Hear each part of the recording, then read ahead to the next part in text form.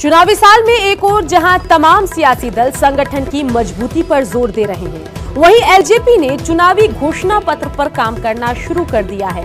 Report देखिए।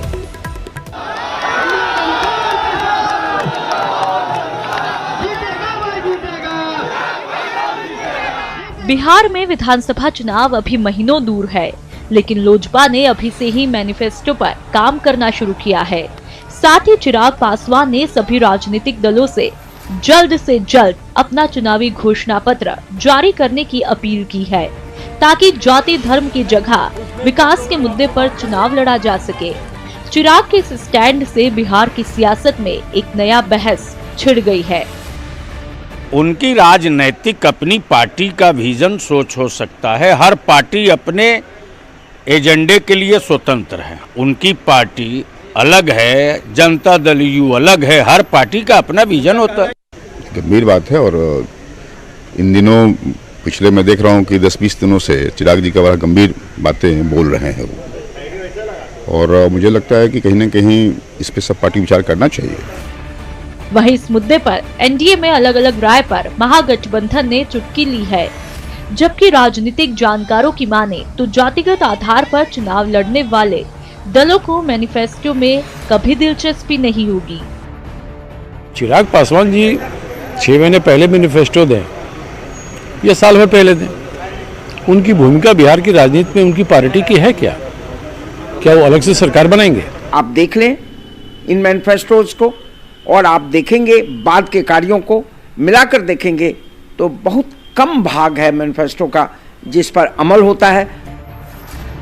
वैसे चिराग पासवान ने आगामी 12 अप्रैल को घोषणा पत्र जारी करने का ऐलान किया है।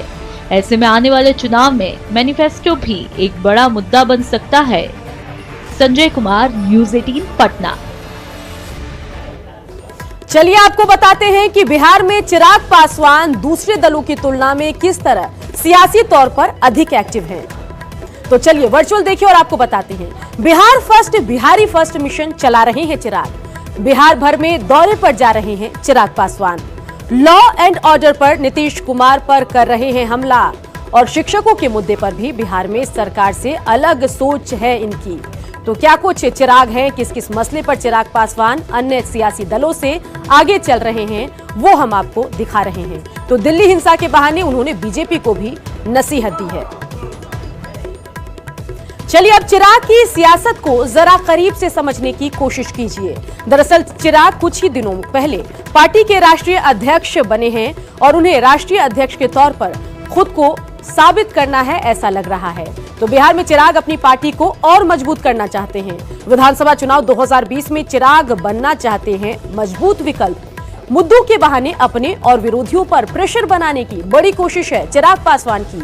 घोषणा पत्र में विकास के मुद्दे के जरिए बड़बोले नेताओं को टोकने का प्रयास भी चिराग कर रहे हैं। अपने चेहरे के दम पर बिहार में युवाओं को साथ लाने की बड़ी रणनीति पर ऐसा लग रहा है चिराग पासवान काम कर रहे हैं।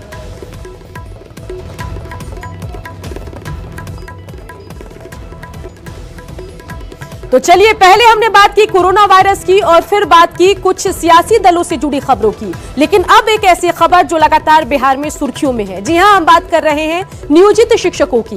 बिहार में नियोजित शिक्षकों का आंदोलन लगातार जारी है। कई जगहों पर शिक्षकों ने विरोध का अनोखा तरीका अपनाया। चलिए इस रिपोर्ट के जरिए वो तमाम तरह के विरोध आपको दिखाते हैं। बाल बच्चा बाबू, हम कहां जाओ? शिक्षकों के आंदोलन की ये तस्वीर पटना के बिहटा की है, जहां मिडिल स्कूल के शिक्षक ओम प्रकाश के रिटायरमेंट में महज 1.5 साल बचे हैं। ऐसे में वेतनमान की उम्मीद टूटता देखकर हाथों में पान की थाली लेकर फूट फूट कर रो रहे हैं और सरकार को अपना दुखड़ा सुना रहे हैं। बाबू बाल बच्चा सब भूखे मरते हैं बाबू, बाल बच्चा सब भूखे मरते हैं। 1.5 साल बचते हैं बाबू रिटायरमेंट के।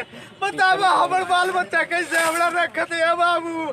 हमरा बाल बच्चा ना रखत बाबू, हम कहाँ जाओ? वहीं राजगीर में भी शिक्षकों ने अनोखे तरीके से विरोध जताया। यहाँ नियोजित शिक्षकों ने सामूहिक मुंडन करवाया और सरकार के खिलाफ जमकर नारेबाजी की।